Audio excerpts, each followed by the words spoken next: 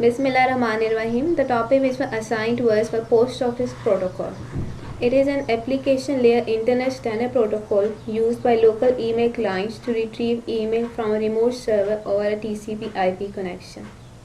The first Post Office Protocol version was defined in RFC 918.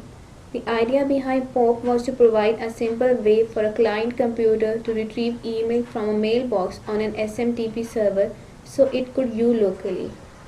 The second version, POP2, was published in RFC 937.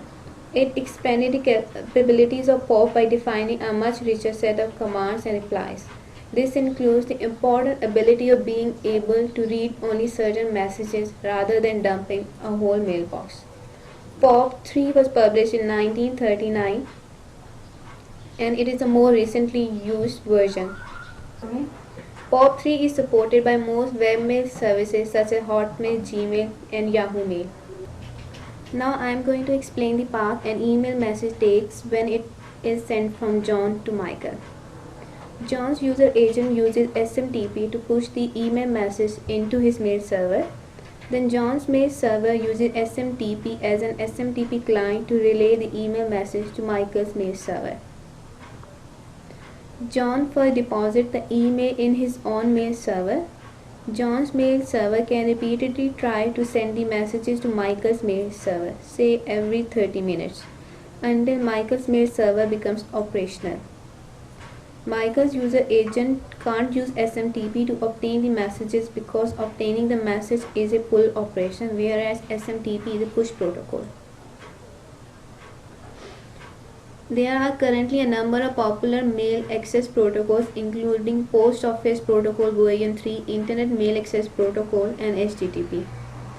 In our case, Michael user agent is using POP3. POP3 begins when the user agent opens a TCP connection to the mail server on port 110. With the TCP connection established, POP3 progresses through three phases: authorization, transaction, and update. During the first phase, the authorization, the user agent sends a username and a password to authenticate the user. During the second phase, transaction, the user agent retrieves messages.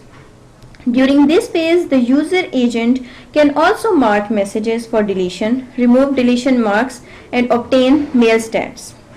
The third phase, update, occurs after the client has issued the quit command. Ending the POP3 session at this time, the mail server deletes the messages that were marked for deletion. In a POP3 transaction, the user agent issues commands and the server responds to each command with a reply. There are two possible responses by the server: OK and error. OK is used by the server to indicate the previous command was fine, and error used by the server to indicate that something was wrong with the previous command. Okay, the authorization phase has two principal commands: username and the password. Let's suppose Michael directly accesses his POP3 server via a telnet. So here is the command telnet mail server 110. Here the server replied with an OK. It means POP3 server is ready. Now the user will enter his username and the server will reply with an OK that the username was correct. Then the password is added by the user and an OK message tells that a user is successfully logged on. If any command would have misspelled, the POP3 server will reply with an error message. Now let's take a look at the transaction phase. The sequence of command issued by a POP server using agent depends on which of the two modes the user agent is operating. The two modes are download and delete and download and keep. Let's take the example of download and delete mode. The user agent will issue the command list, retrieve and delete. List command is used by the user agent to ask the mail server to list the size of each of the stored messages. Let's suppose we have two messages stored in the server and there will be two sizes of the messages displayed. The user agent then retrieves and deletes each message from the server. As shown, first message is retrieved, then it's deleted. After that, second message is retrieved and deleted. Then the user agent enters the quit command. After processing the quit command, the POP3 server enters the update phase and removes the messages 1 and 2 from the mailbox. As shown in figure, OK, POP3 server is signing off. Assalamu alaikum. I am Naqib Ali Changezi and I am going to explain the installation and configuration of mail clients. A mail client is the interface that a user uses to receive and send mails using different protocols. So it can be thought of the interface level in this protocol. Mozilla Thunderbird, which is a freeware, is an example of such mail client.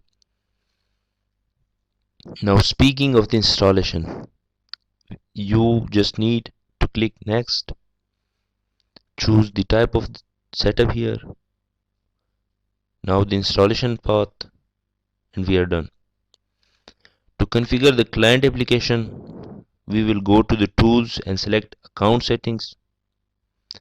Next we will add an account. To add account, we are to provide our name, email address and password. As soon as we click next, mail client will start configuring addresses and ports of the incoming and outgoings. By default, it will set IMAP as the incoming protocol, so we will need to edit this and change it to POP. Whereas the outgoing protocol is already set to SMTP and thus needs no change. Here we are configuring it to a Gmail account, so the incoming and outgoing ports of addresses are as that of Gmail. After setting up the addresses and ports, we will test the configuration, and when it's done, we are set to use our client application. Thank you and wassalam.